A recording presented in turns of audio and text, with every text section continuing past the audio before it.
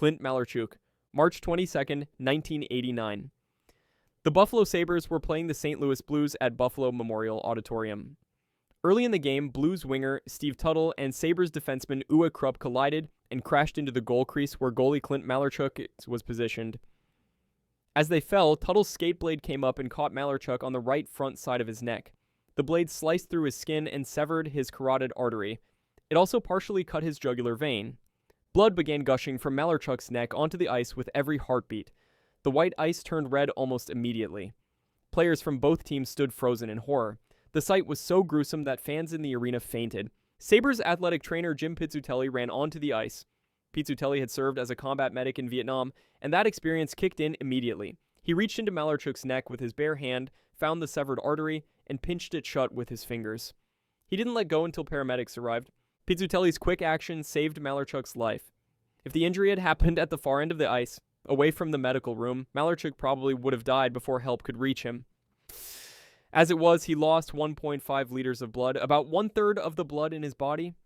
Malarchuk was conscious through the ordeal. His main thought was getting off the ice because his mother was watching the game on television in Canada, and he didn't want her to see him die. At the hospital, doctors used 300 stitches to close the 6-inch wound in his neck. Remarkably, Malarchuk was back on the ice playing hockey just 10 days later. But the psychological effects lasted much longer. He developed undiagnosed PTSD that haunted him for 20 years, eventually leading to a suicide attempt in 2008. He survived that too and now works as a mental health advocate. Joe Theisman, November 18th, 1985, Monday Night Football.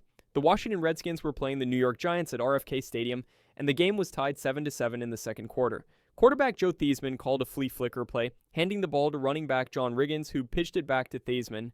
Giants linebacker Lawrence Taylor and Harry Carson came rushing in. Theisman couldn't find an open receiver.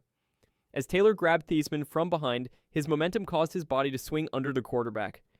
Taylor's knee drove straight into Theisman's lower right leg. The sound was distinct. Theisman later described it as hearing 2 muzzled gunshots over his left shoulder. His right leg had snapped between the knee and ankle. Both the tibia and fibula were fractured completely, and one of the bones broke through the skin, a compound fracture. Taylor immediately jumped up and started frantically waving for medical help. He knew something terrible had happened. Teammates and opponents stood in shock as Theisman lay on the field. The injury was so severe that one of the bones protruded from his skin, and when the leg eventually healed, it was slightly shorter than his left leg.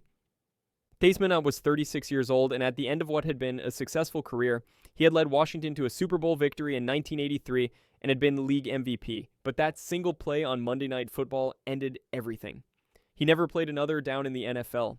Theisman had taken out an insurance policy that paid him $1.4 million for a career-ending injury. He transitioned to broadcasting and built a successful career as a sports analyst. Kevin Ware, March 31st, 2013. The NCAA Tournament Elite 8. Louisville was playing Duke at Lucas Oil Stadium in Indianapolis. With about 6.5 minutes left in the first half, Duke's Tyler Thornton took a 3-point shot. Louisville guard Kevin Ware jumped to contest the shot. When he landed, his right leg buckled underneath him. His leg bent at nearly a right angle in a place where legs don't bend. The bone didn't just break, it shattered and protruded 6 inches out of his shin. The injury happened right in front of the Louisville bench. Coach Rick Pitino and the entire team watched it unfold from just a few feet away. Players fell to the floor crying. Forward Wayne Blackshear collapsed sobbing. Shane Bohannon looked like he might be sick. Peyton Siva sat with his hand covering his mouth in shock. Ware lay on the court, his bone sticking out of his leg, and instead of screaming in pain, he kept yelling at his teammates to win the game. Even his medical staff worked on him. Even as his coach stood nearby crying, Ware's only concern was that his team not give up. The entire arena fell silent, then fans began chanting his name to show their support. Officials stopped the game for several minutes as medical personnel stabilized him and put his leg in an air cast. Ware was taken to Methodist Hospital, where surgeons reset the bone, closed the wound, and inserted a rod into his right tibia. The surgery took about 2 hours. His leg had broken in 2 places. Louisville regrouped after the injury and beat Duke 85-63. After the game, Coach Pitino went to the hospital with the regional championship trophy. Ware was groggy from surgery but saw his team had won and started crying, telling Pitino it was all worthwhile. Ware returned to basketball about 7 months later, though he never regained his previous form. He now plays professional basketball overseas, but that single landing changed the trajectory of his career forever. Paul George, August 1st, 2014. Las Vegas. Team USA was holding an intra-squad scrimmage at the Thomas & Mack Center in preparation for the FIBA World Cup. This was supposed to be a showcase for fans, a chance to see America's best players before they headed to Spain for the tournament. Indiana Pacers star Paul George was racing back on defense to contest a fast break layup by James Harden. George went up to block the shot, fouling Harden in the process. When George came down, his right leg landed awkwardly at the base of the basket stanchion, the support structure that holds the basket in place. His leg buckled against the stanchion. The tibia and fibula, both bones in his lower right leg, fractured instantly. It was a compound fracture, meaning the bones broke through his skin. His leg bent in a direction legs should never bend. George was down on the court for about 15 minutes as medical staff attended to him. His right leg was placed in an air cast. His parents, who were in attendance, accompanied him to the hospital. George underwent surgery that night to repair the open fracture. Doctors reset the bone and inserted a pin into his leg to stabilize it. The injury sent shockwaves through the NBA. George was 24 years old and just entering his prime. He had made 2 All-Star teams and was coming off a season where he averaged 21.7 points, 6.8 rebounds, and 3.5 assists. The Indiana Pacers had made the Eastern Conference Finals in back-to-back seasons, and George was the centerpiece of their future. George missed the entire 2014 to 2015 NBA season recovering from the injury. He returned to play in April 2015, appearing in 6 games at the end of the season. He went on to make 6 more All-Star teams and continued his career as one of the league's elite players. Gordon Hayward, October 17, 2017. The opening night of the NBA season, Gordon Hayward was making his debut with the Boston Celtics after signing as a free agent from the Utah Jazz. The Celtics were playing the Cleveland Cavaliers at Quicken Loans Arena in one of the most anticipated season openers in years.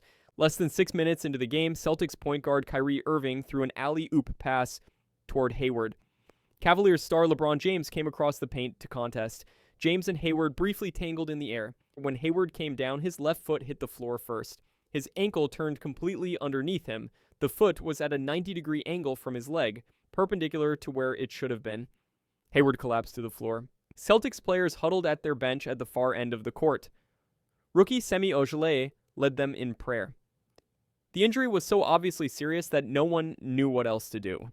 Hayward had dislocated his ankle and fractured his tibia.